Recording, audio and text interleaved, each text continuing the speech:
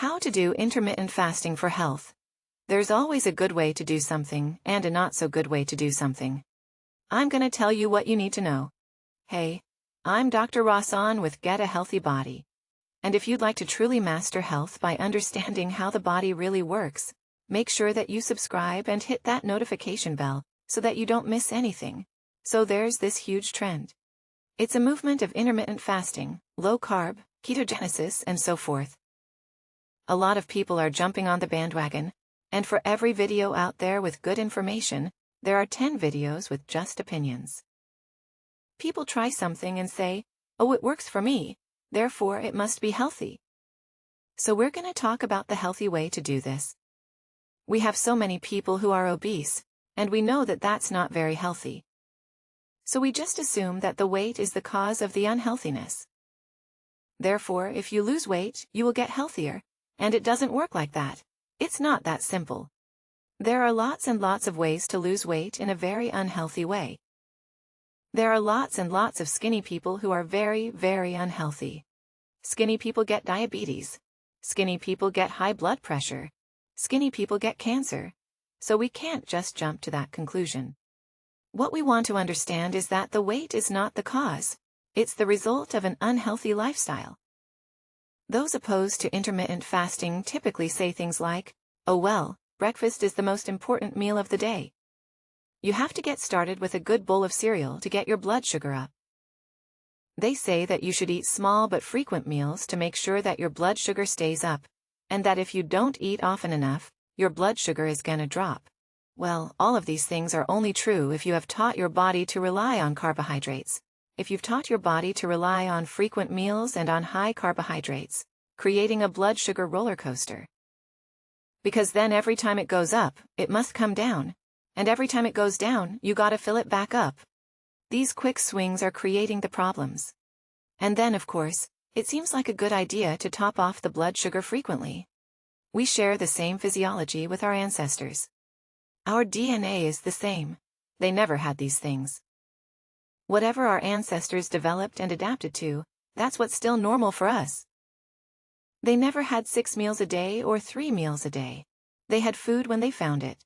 They never had breakfast unless there might be some leftovers occasionally. Their blood sugar was leveled because they didn't have any carbohydrates, or not a significant amount of carbohydrates. They had no grains, no abundance of processed or starchy things. The proponents of intermittent fasting say, oh, this is the best thing since sliced bread. I've tried everything to lose weight, and now the weight's coming off. I can eat anything I want. There are so many channels out there with videos where they tell you, oh, look, I'm eating anything I want. I'm eating garbage. You don't have to give up the foods you love, and look, the weight's coming off. Well, that is not proof of health, and a lot of these people doing it are in their 20s and 30s. They haven't had a chance to break down their bodies yet. They haven't had a chance to degenerate to where this becomes a problem. And they're saying that this is a way for fast weight loss. Well, I'd like you to get over the idea once and for all that there is a fast way to do something. It's like trying to grow an oak quickly. It's like yelling at the grass or pulling on the grass to make it grow faster. Nature has a certain pace. If it took you a certain amount of time to degenerate or create a certain problem, or create a certain toxicity or deficiency, it's going to take a while to turn it around. The body has to rebuild, the body has to regenerate and do it the right way. So please get over the idea of a quick fix. If you'd like long-lasting results, you have to create a long-lasting solution. There is no fad or trend or diet that you can jump on and get off and get lasting results. It's not possible. So both the opposed and the proponents have a certain point, but they're not looking at health, and they're missing the big picture of what our physiology is designed to do. The opposed people are missing what our physiology is designed for, and the proponents are missing what health is, and how the world has changed, how our food has changed more in the last 50 years than it has in the previous 50,000. When we talk about health, you have to look at what health is. Health is not the absence of symptoms. Health is when every cell, every organ is functioning optimally, when it has the resources to do the job it's supposed to do. to think, to focus, to produce energy, to digest food, to move, to not have pain, to regulate blood pressure and hormones, to send signals, and to maintain and keep up with everything. It ensures that the next generation of cells and organs, because they constantly wear out and are being rebuilt, is as healthy and has the same work capacity as the previous. That's what health is. When we have good health reserves and maintain them, that has very little to do with symptoms because symptoms happen many, many years after we have started on that slippery slope, after we've started to burn our candle at both ends, so to speak. Cells perform all the work in the body, and they are interfered with by toxins.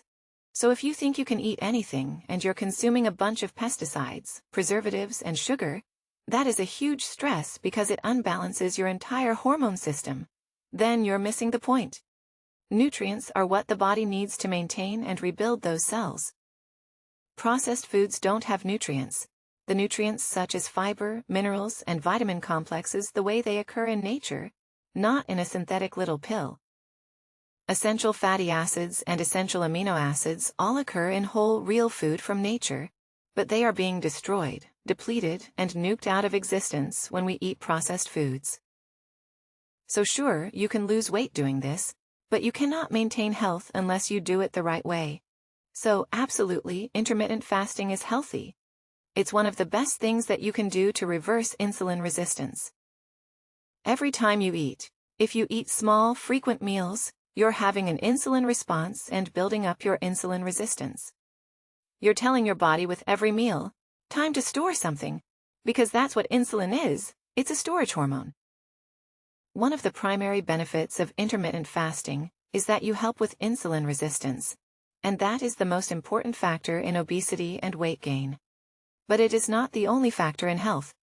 It is a huge factor in health, but it's not the only factor because we also have toxicity and deficiency. Insulin resistance wreaks havoc with your physiology on so many levels. And the proponents, when they find out that they can eat anything and that the weight comes off, are addressing insulin resistance, but that is not the same thing as health. What I would encourage you to do is to start skipping breakfast or, even before that, actually start reducing carbs so that you don't have this crazy blood sugar roller coaster. Once you're on a lower carb diet, you're gonna have less violent swings of blood sugar. Now you're not gonna suffer much if you skip a meal here and there. What I suggest is to start skipping breakfast. Take your coffee or tea, or whatever beverage you like in the morning, and add a little bit of fat to it. I have coffee in the morning. I put coconut cream, a little bit of butter, and some MCT oil, medium-chain triglyceride oil. It's an oil made from coconut, but it has certain lengths of fatty acids that are especially beneficial to support you. If you do that, you will probably find that you don't miss breakfast at all. The longer you go, the more your body gets used to that, and the easier it gets to not just look for the next meal, not to have that craving for the next meal. So oftentimes, I'll have my coffee in the morning, and then sometimes I'll have lunch at 1 or 2, and sometimes I won't. I'll just go straight through to dinner at 5 or 6 o'clock. I'll have a big meal, and that is all I need to eat. But you don't necessarily want to try to force yourself into doing this. Let it happen. Start stabilizing your blood sugar by lowering your carbs. Then start eating more whole foods, and then go into skipping breakfast.